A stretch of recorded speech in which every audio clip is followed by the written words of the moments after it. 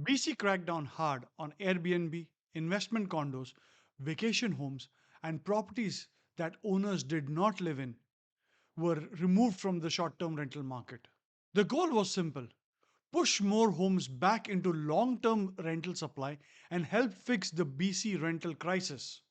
But now, something very interesting has happened. Kelowna has become the first city in British Columbia to bring some non principal resident Airbnbs back. So the question is, did BC's Airbnb crackdown actually work? And if it did, what does this mean for Vancouver, Victoria, and the entire Fraser Valley in general, and property owners across the province? Let's break it down. I'm Roshan Victor. I'm a local real estate professional here in the Fraser Valley. And on this channel, I talk about real estate, housing policies, market trends, and how these changes impact buyers, sellers, investors, and homeowners across British Columbia. So if you're new to the channel, would really appreciate you subscribing to it and pressing the bell icon so that you can be updated on every single video that I put out. Let's get back into it. To understand this story, you have to go back to 2023. At that time, BC's rental market was under serious pressure. The province's rental vacancy rates had dropped to around 1.2%. A healthy rental market is usually considered to be around 3%. So BC was operating at less than half of what would normally be considered balanced. In simple terms, renters had very few options. People were competing aggressively for apartments, rents were rising, and in cities like Vancouver, Victoria, or Kelowna, finding a rental had become extremely difficult. At the same time, thousands of condos and apartments were being used as short term rentals, especially in Kelowna. In Vancouver and the Fraser Valley, not so much. For investors, Airbnb often made more financial sense than a traditional rental. But for the province, the concern was that too many homes were being pulled out of the long term rental pool. So BC stepped in, as the socialist government always does. In 2023, the province introduced Bill 35, also known as Short Term Rental Accommodation Act. The main rule was simple. Starting May 1st of 2024, in many BC communities, you could only operate a short term rental if it was your principal residence. That means the home you actually live in, you could also rent out one secondary suite or laneway home on the same property.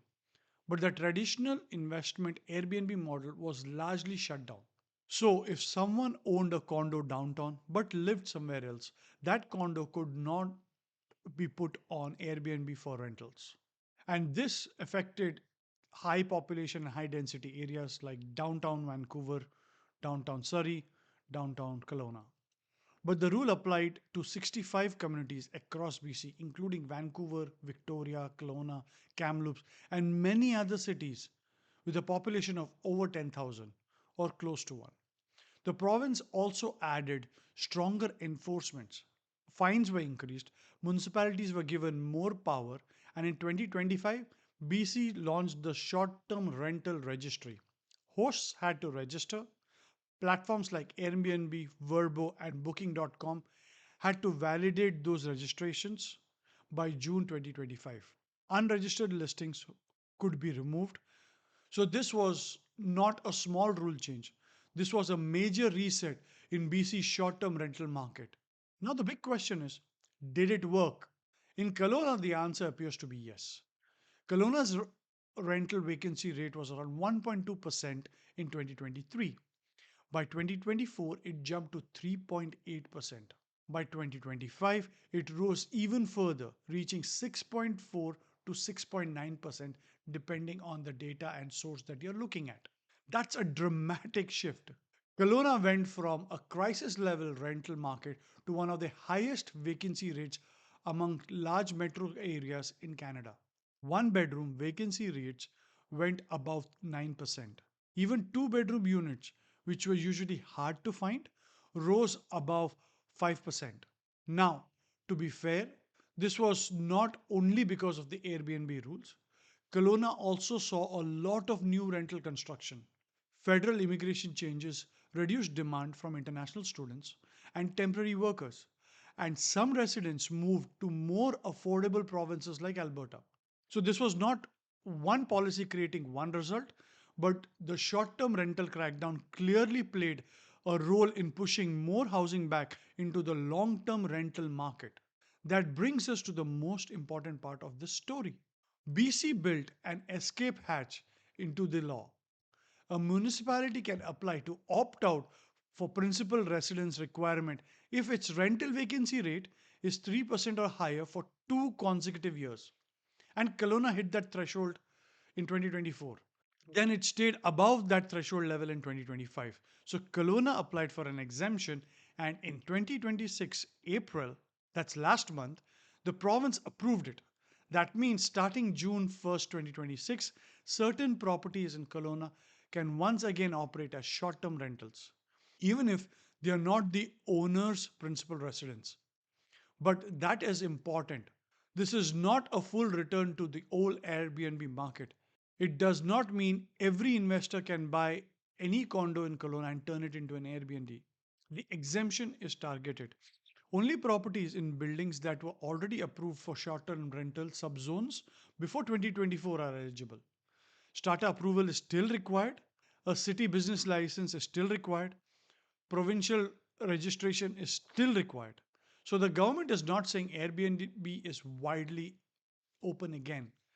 They are saying if rental markets have recovered enough and if the property is in the right zone, short term rentals can return in a controlled way. That is a very different message. Now, why does this matter beyond Kelowna? Because Vancouver and Victoria may be next. Metro Vancouver's vacancy rate has reached 3.7% in 2025. That is the highest it has been in a decade. Greater Victoria also moved above 3%. But remember the rule.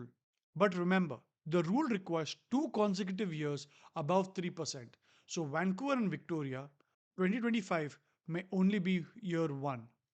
And if those markets stay above 3% when the next rental data comes out, that is in 2027, they can potentially apply for exemptions.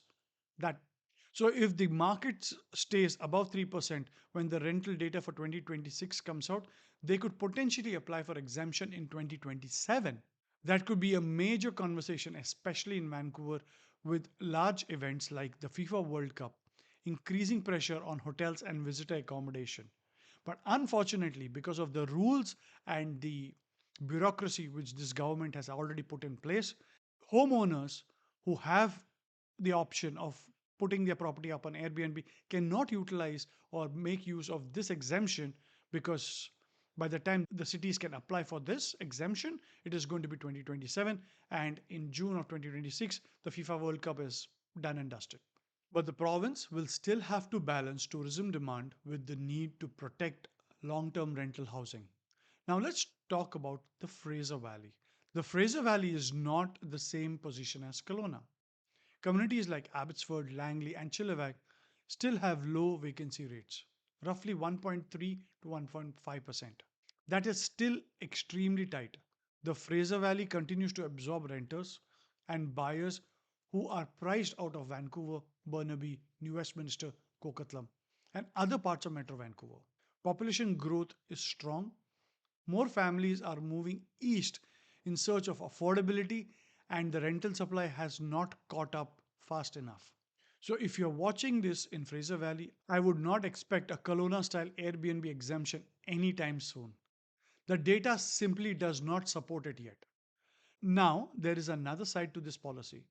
The short term rental restriction helped add rental supply, but they also created economic pressures, especially in the tourism driven communities like Kelowna.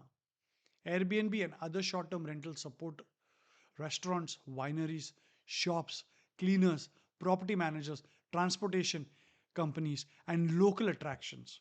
When short term rental supply disappears, tourists have fewer accommodation options, hotel prices can rise, and they have risen, and visitors may choose to spend less, may choose other destinations altogether where their money can go further. That is why many business groups in Kelowna supported bringing some short term rental back. From their perspective, the rental market had improved, but the tourism economy needed support. So Kelowna's exemption is really about balance. The city improved long-term rental supply, vacancy rates moved to a healthier range, and now some controlled short-term rental activity is being allowed back. And that is why, and that is what makes BC's model interesting. The policy is not permanent and is not in one direction. It is data driven, but it is reactive than proactive. When vacancy rates are too low, short term rentals are restricted. When vacancy rates improve and stay above 3% for 2 years, municipalities can apply for flexibility. So, this is not simply an anti Airbnb policy, it is not simply a pro renter policy. It is a system that tries to respond to the market conditions. Now, is it perfect? No. But rents have not fallen enough. In Kelowna, many available units are newer and more expensive. So the average rents have not dropped the way some people expected. But in the Fraser Valley, renters are still under pressure. And for property owners who bought units specifically for short term rental income, the policy created real financial stress. But overall, this is a rare example of housing policy that moved quickly, used data, and created a mechanism to adjust when the markets changed. For homeowners and investors, the lesson is simple. Do not buy an investment property based on your Airbnb income. Rules can change. Vacancy rates matter, zoning matters, strata bylaws matter, licensing matters, and municipal policies can change the entire income model of a property. So, what should you watch next? First, watch Kelowna. It is now the test case for whether short term rentals can return without hurting long term rental supply. Second, watch what will happen in Vancouver and Victoria. If they see above 3% vacancies for another year, there may be pressure to allow some flexibility there. And thirdly, we need to watch for what's happening in the Fraser Valley. There are a lot of condos that are completing and coming to the market that may ease off a little bit of pressure on the current rate, which is at around 1.9%. Right now, the numbers are too tight and restrictive. And finally, watch for rents. Higher vacancy does not automatically mean affordability. So here's the bottom line. BC's Airbnb crackdown appears to have pushed more housing back into long-term rental market, especially in places like Kelowna and other tourism heavy locations. Kelowna's vacancy rate improved enough that the province is now allowing a limited return of non-principal resident short-term rentals. Vancouver and Victoria may be next, but only if the data supports. When housing is scarce, the rules tighten. When vacancy improves, the doors reopen. This is the new reality.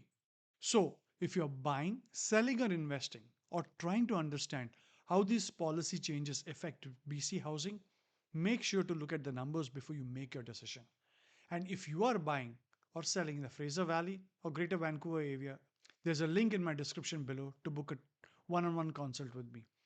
I'm happy to help and understand your requirements and build you a custom solution. And if you have not done so just as yet, subscribe to the channel, hit the bell icon so that you will be updated on every next video that I put out. Until the next video, have a good day.